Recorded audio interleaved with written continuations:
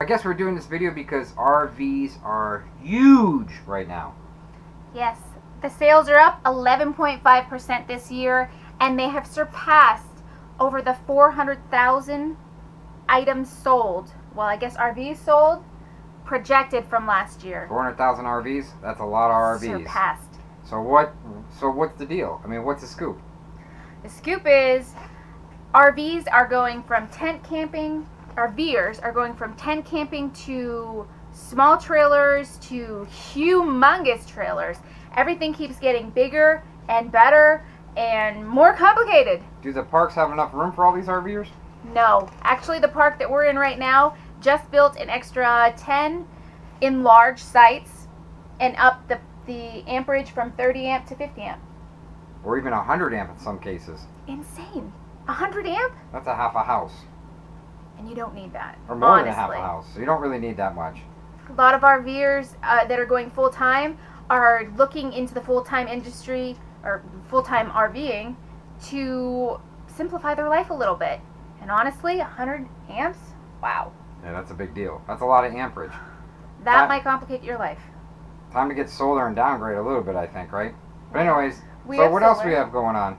We have solar, and solar also helps with that. Yep.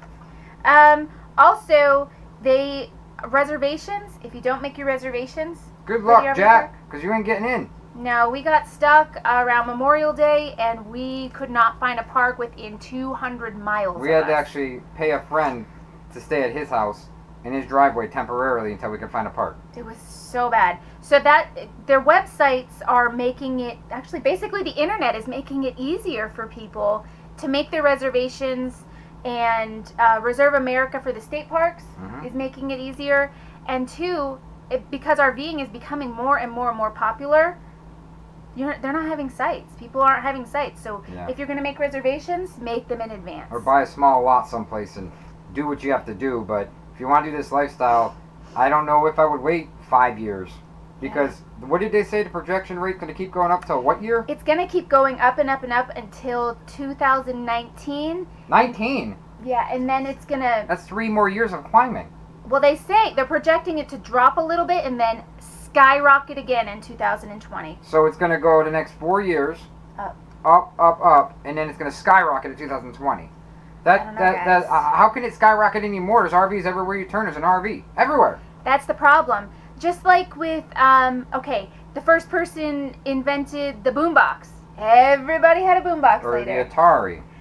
Exactly, Atari, Nintendo, everybody had one, and they were bigger and better and more expensive. And we know RV's been around for many years, since the 50s or 40s or whatever. They just started pulling them with their cars, the big station wagons or whatever. Even tents. But right now, I think the boom is in Class Bs, the smaller ones, because they can they're boondockables. Huh? How much did you say it was when you looked it up? Oh, Class B? Yeah. You got to be rich, because they're such in demand. They're like $100,000, $80,000 to $40,000 for a stripped Sprinter.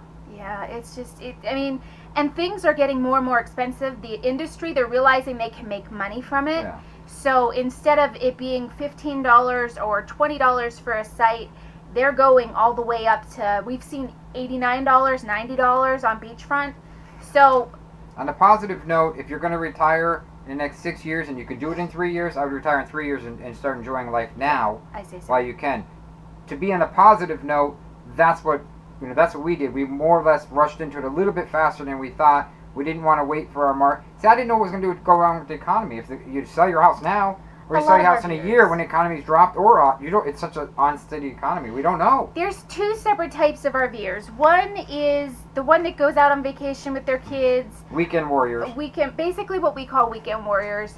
And two, the full-timers or seasonals. Right. And even the seasonals don't really pay attention to the things going on in the economy. No, it seems like they don't. They don't. And if you open your eyes and you start to do a little bit more research, you'll see a lot of things that we didn't see at first. Until we were full-time. Until we were full-time, and you're going from location to location, and you see that you're in the mountains where it should be very sparse, where you see people.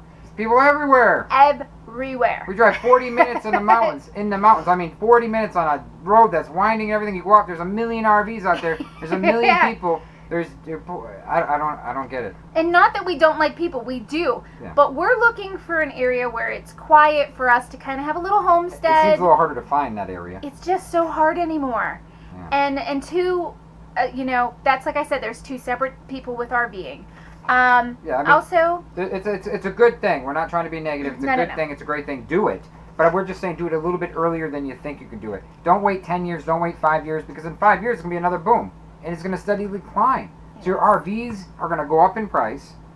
If you don't have the money for an RV and you have to get a bank loan, if you can get a low interest loan, okay, RV is a bad investment, right? some people think it is, but full-timers, we invest in our house. This is our house right, for now. Exactly. And for the that's time 100% right. And, we paid a lot of taxes for our house and insurance, which actually costs more than what we're paying now, and $70,000 RV. And we chose to do full-timing so that we could save money, and now, unfortunately, we're not saving that we're much actually money. breaking even still living in a house. So, but I think eventually owning stuff, we bought a lot of like cords, adapters, hoses. There's a lot of stuff you got to buy for RVing to live comfortably, and we've done that. So I think now we're starting to see a little bit of savings, a little bit. A couple $100 a month, we're seeing savings. And that's the other thing. When you have a park with seasonal people or weekend warriors and full-time RVers, they're all looking for something different, and the parks are realizing, hey, we can make money from this. So they're not only upping the amperage, but they're making sure that they have Wi-Fi for free. They're making sure that they have cable for free, trash pickup for free. All these things are included in your amenities for what you pay $400 for a month, or some places are even up to $1,000 a month, he found. I mean, it's just making things more expensive to have all these creature comforts that you would have in a city. So, yes, it makes it easier for us to work online wherever we go, but it does make it a little bit more complicated for people. Yeah. And people who just want to go and, like Ross has a picture of the mountains with some snow on it in the middle of nowhere. Snow caps. The snow caps, just quiet and collective, and nobody out there running around doing craziness. I'm not sure if that exists. It might exist in Alaska or something, but I don't know, not here right now. And it won't for at least the next 5 or 6 years. It's just going to get busier and busier and Unless busier. you have a little bit more money and you buy your own lot and stuff, which you can buy stuff out west cheap. Whatever you want to do, you can do, but we're just trying to tell you the basic tips. RV industry is growing super, super fast. Yeah. So watch out for that when you go to purchase an RV. Usually in the wintertime, it's a little bit better. You get a little bit better price. Well, I don't know about that anymore because it's almost lowering the leveled out. prices. Right. Even in the mountains, to the beach, to Florida, it's like the prices are almost staying the same. And they're lowering the prices, and you can get a bigger RV for a cheaper price. Right. But be careful of that, because the RVs are not made like they used to be. Yeah, they're making them pretty plastic fantastic-y. Yeah, I mean, Harvey was pretty well sound locking. We didn't hear all kinds of crazy Harvey was pretty stuff. solid. Like right now, there's a car going down the road, and I can hear the car. It doesn't bother us anymore, but we can still hear it, right? You're right. So don't think you're gonna get into one of these and it's gonna be soundproof and whatever. Maybe if you spend like $200,000, $300,000 on an you RV, have the double pane windows, and you're still gonna hear it, but it's not gonna be as much. But if you're gonna do that, you might as well just get a house and some you might as land. well get a house if you're gonna go crazy like that. That's how I look at it. Right. And we're choosing, for us, instead of constant moving, for us, we're going to get some land, and it'll save us, especially since we've found that the economy is just going to keep growing and growing in the RV industry. Yeah, so we can like sit 6 months on a land or 5 months and then save some money, and we can still go to Florida, the Panhandle, wherever we want to go. We can boom around, bang around, and we still have extra money. Sitting in parks, seasonal, it's good, but it's not too good for us because we kind of want our own land in a way, and we don't want to be locked into a 6 month whatever. If we get off and go 3 months someplace else, we're still paying for it here. We want to own the little piece of land so we can do what we want. It's not going to restrict us. You know what I mean? If we wanted to grow a garden, we couldn't grow a garden here. You can't grow a garden in a park. We're gonna be like, what are you growing? Watermelon over there? Vegetables, cantaloupes? You can't do that. We do like the sense of community in the RV parks. Yeah, we like the community. We do that because everybody is very friendly and they're nice. We're staying in a high-end park here. To us, it's high-end.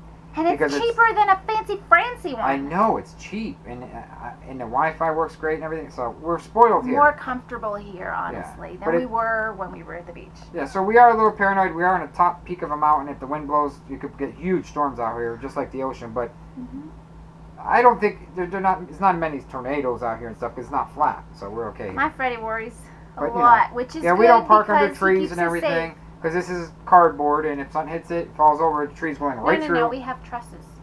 Oh, we do have trusses? We have I don't think that's gonna hold a big tree up.